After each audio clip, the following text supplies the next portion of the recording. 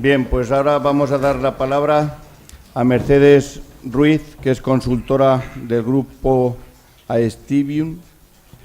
Ella es especialista en mercados nacional e internacional de cereales y oleaginosas. Y sobre todo hay una cuestión, aparte de, con todo el respeto a las mujeres que estáis, pero el tener una experta en el mundo, pues por lo menos da otro carácter, que ya era hora, y es una reivindicación que tenemos en todas las cooperativas, ¿no?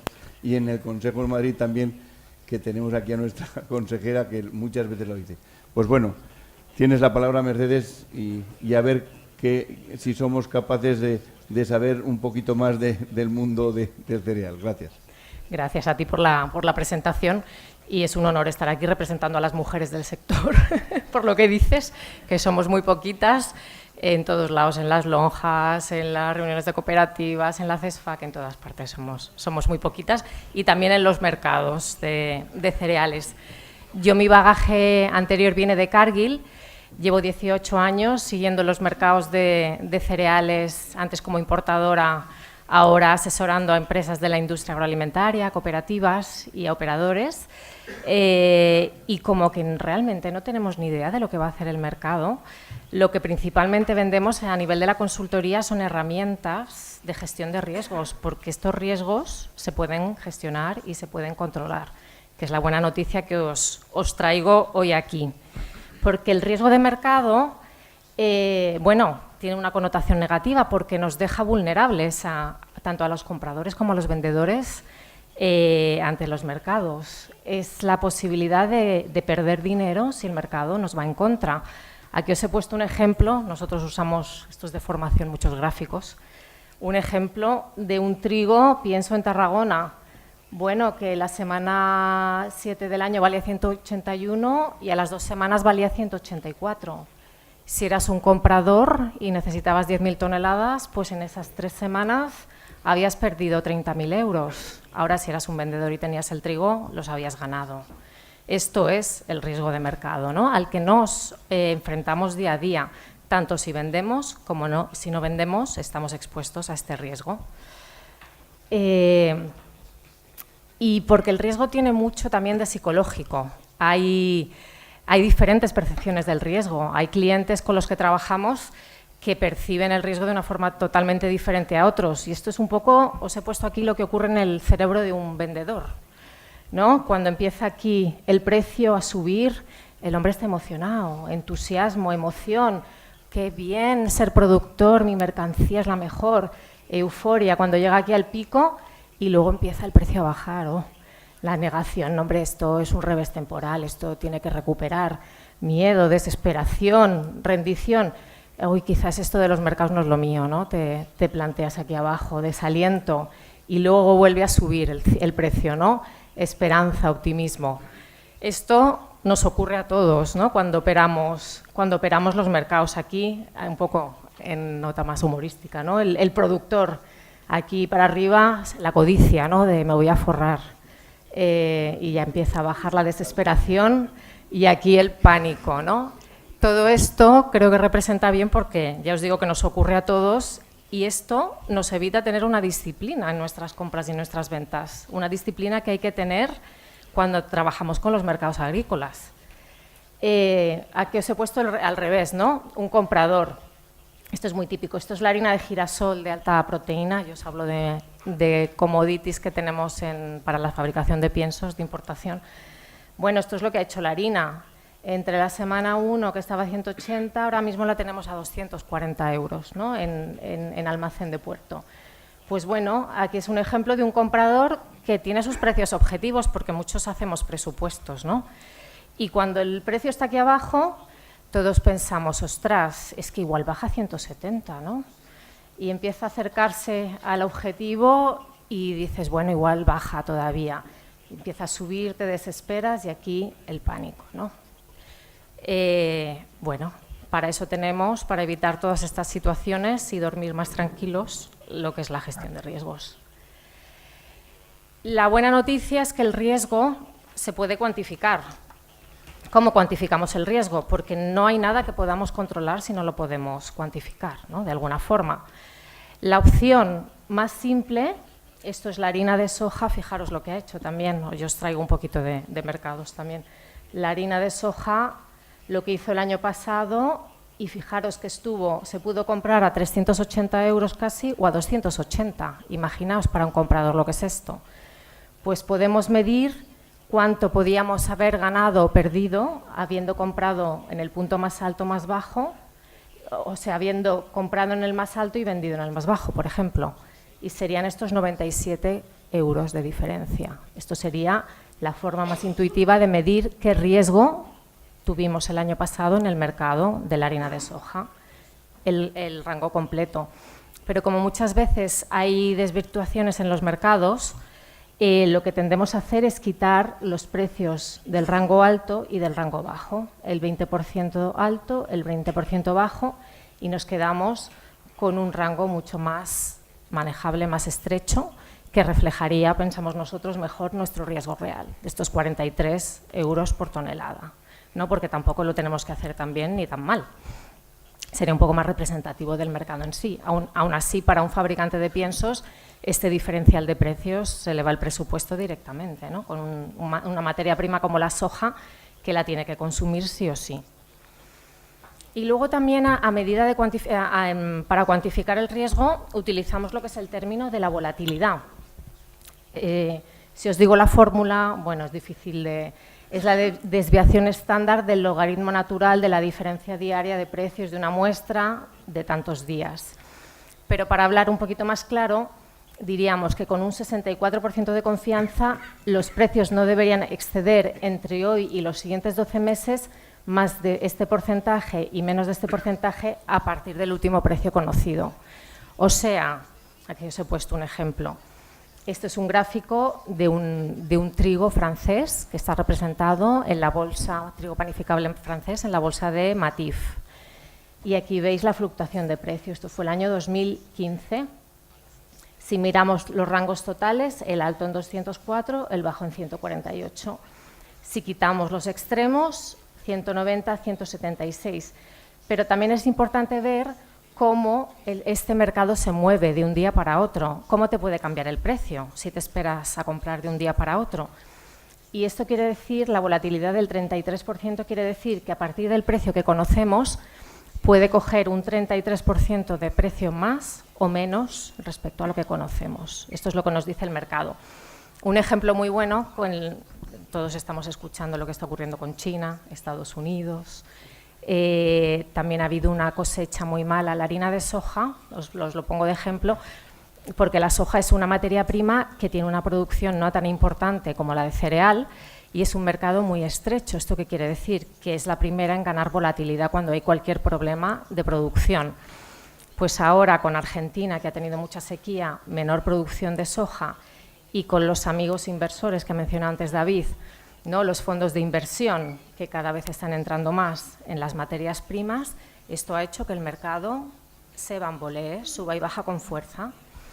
Y bueno, pues estamos en un momento, venimos de un mercado muy plano, sobre todo en cereal, a un mercado que ahora mismo está teniendo más volatilidad, más cambios, más subidas y bajadas de precio, tanto en cereal como en soja. ¿Y qué podemos hacer? Aquí os voy a dar unas nociones muy rudimentarias de lo que serían las herramientas de cobertura para poder cubrir el riesgo, gestionar estos movimientos que nos pueden dar un susto en el mercado. Lo primero que tenemos, voy a hablaros de futuros. Los mercados de futuros cotizan en bolsas, a todos os suenan, luego lo veremos. Pero ¿qué es lo importante aquí?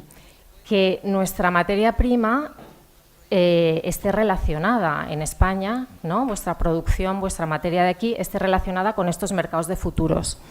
Para esto, ¿qué es lo que buscamos? Que haya una correlación en el precio. ¿Y esto qué quiere decir?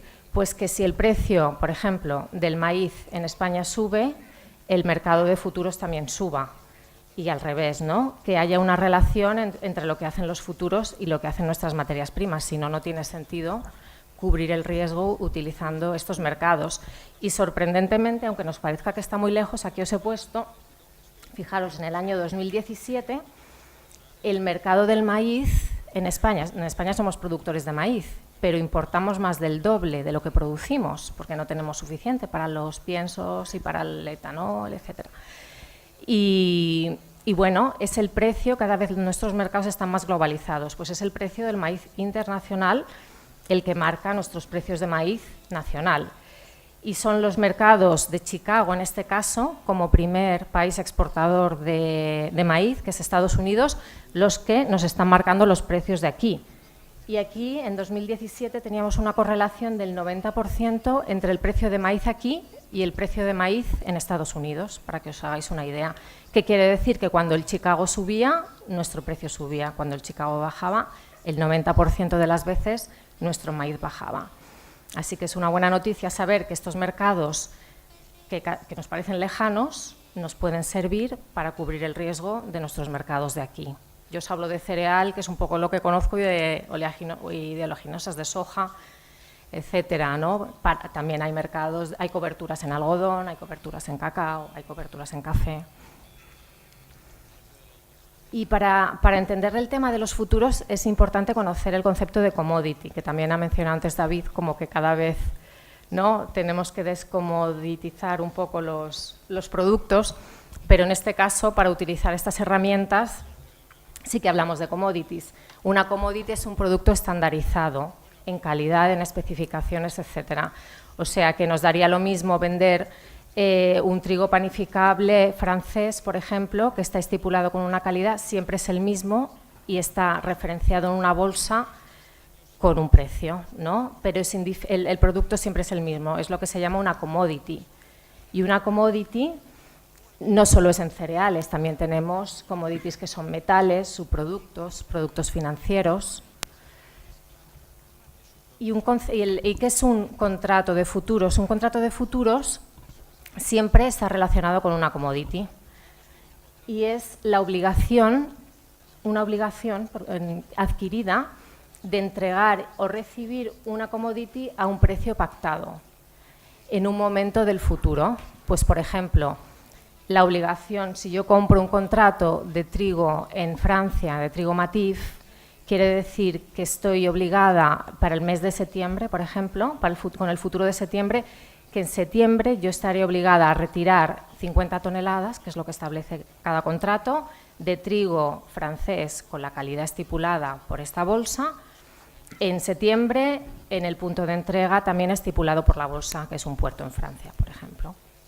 O sea que todos los contratos de futuros tienen la parte de la cantidad, la calidad, el lugar de entrega y el tiempo de entrega es el mismo. De forma que si yo compro un contrato, ya os digo, de trigo Matif septiembre, es el mismo producto, el punto de entrega y la misma calidad.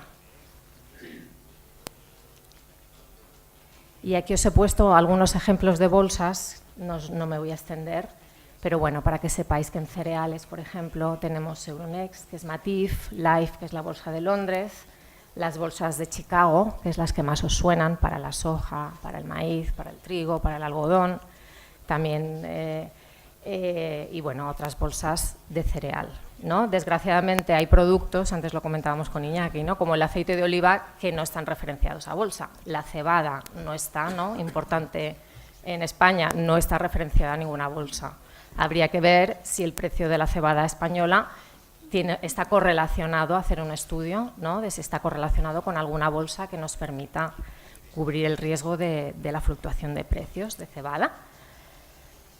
Y aquí os he puesto un ejemplo de coberturas con futuros. A ver, imaginaos que sois vosotros, un agricultor, que vais a producir 1000 toneladas de trigo y que queréis, hoy es el 3 de mayo, y queréis protegeros contra una posible bajada del mercado, porque es lo que le preocupa a un productor, ¿no?, que su producto se deprecie. ¿Cómo puedo cubrir el riesgo de mercado? Pues yo, sabiendo que voy a tener 1000 toneladas de trigo, bueno, el futuro más correlacionado sería el futuro del trigo francés en Francia. O sea, ¿qué haría yo en ese momento? Miraría de vender la cantidad equivalente de futuros de trigo Matif, pensando en que este trigo lo voy a comercializar después de la cosecha. como el trigo Matif, cada contrato son 50 toneladas, pues compraría 20 contratos, vendería 20 contratos de futuro de trigo Matif. ¿Y qué ocurre? Mirad, esta es la situación.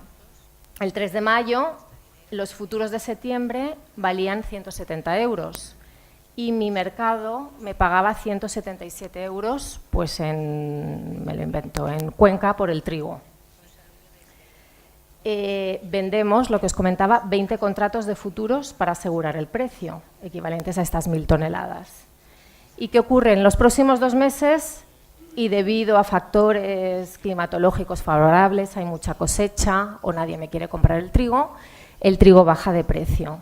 ¿Y qué ocurre? El 3 de julio, el mercado de futuros de septiembre, he vendido futuros de septiembre, tengo que mirar lo que valen los futuros de septiembre, ha caído a 158 euros tonelada. Pero es que mi trigo también en Cuenca me lo pagan a 165 euros tonelada, o sea, por debajo. Entonces, en este momento que yo vendo mi trigo, recompraré los futuros que he vendido. ¿Y cómo quedan las cuentas? Esto es un poco cuenta de la vieja. 3 de mayo, mis futuros valían 170 y el 3 de julio valen 158. Y mi trigo, el 3 de mayo valía 177 y el 3 de julio valía 165. Yo había vendido futuros a 170 euros y los recompro a 158, ¿no? Entonces he ganado 12 euros porque los he comprado más baratos, ¿vale? Y mi trigo lo he vendido a 165, pero si le aplico lo que he ganado en el mercado de futuros, estos 12 euros, me quedo en el precio inicial de 177 euros, que era el precio que tenía yo el 3 de mayo y que ya me parecía bien. Ese es el precio que yo quería asegurar. Pues he cubierto mi riesgo de mercado, ¿no? Esto sería un poco la lógica de una cobertura de futuros así muy sencilla. Pues de esta forma es como los agricultores en muchos países, en Argentina, en Estados Unidos, en Francia, aseguran sus cosechas, ¿no? Y ahora vamos a darle otra vuelta, no sé si he perdido a mucha gente, pero le vamos a dar otra vuelta más. Estáis sacando cuentas de cuánto vais a vender. Bueno, simplemente comentaros para que tengáis, los que no tenéis un poco conocimiento de lo que son las opciones, porque siempre hablamos de lo que son los futuros y lo que son las opciones.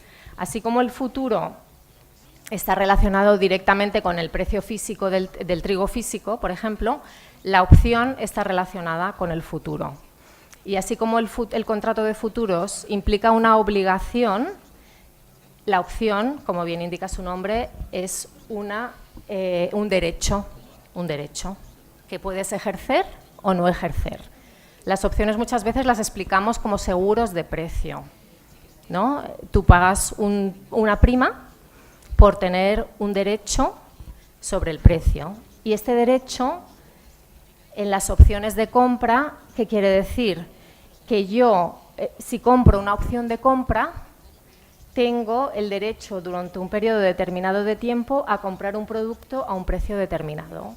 Pero para tener este derecho pago una prima.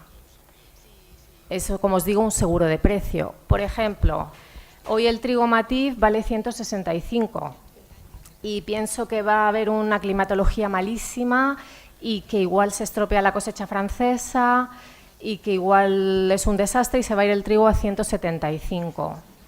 Yo pago una prima, o sea, yo pago 2 o 3 euros o 5 euros por tener la garantía, el derecho de poder comprar el trigo a 165 pase lo que pase. Eso sería un call, ¿vale? La opción de venta, que es una opción de put, que es una opción más para vosotros. El comprador de una opción put tiene el derecho durante un periodo determinado a vender un producto determinado a un precio determinado y para ello paga una prima. Por ejemplo, es el caso anterior, ¿no? pienso que va a venir un cosechón de trigo español y de trigo europeo, y que el precio del trigo, que está en 165, Toño se ríe, el precio del trigo que está a 165 se me va a desplomar, ¿no? Entonces, ¿qué hago? Yo compro una opción de venta y pago una prima por esa opción de venta. ¿Y esto qué quiere decir? Que si el trigo se cae a 140, a mí me da lo mismo, porque yo he pagado 4 o 5 euros por tener la opción de vender a 165 mi trigo, matiz, ¿no? Pase lo que pase, yo tengo ese derecho.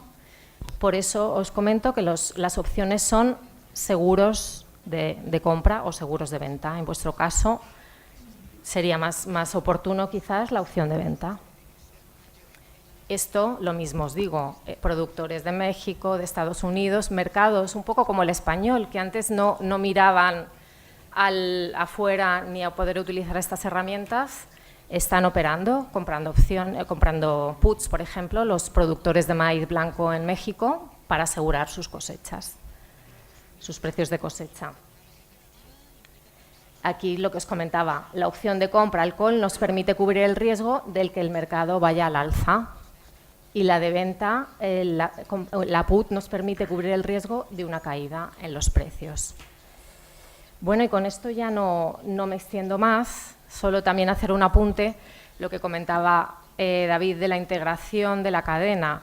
Ahora nos estamos encontrando gente como Kellogg's, gente como Carrefour, que le dice, va directo hasta el productor final y le dice, vale, te compro el equivalente, hacen un escandallo de todo el precio, dicen, te compro el trigo equivalente a 165 y ahora vamos a comprar una opción para asegurar que el precio, si sube, mi compra está como máximo a ese precio, ¿no? Entonces, bueno, pues que está cada vez más extendido el uso de estas herramientas a lo largo de la cadena de suministro. Bueno, gracias. Muy bien.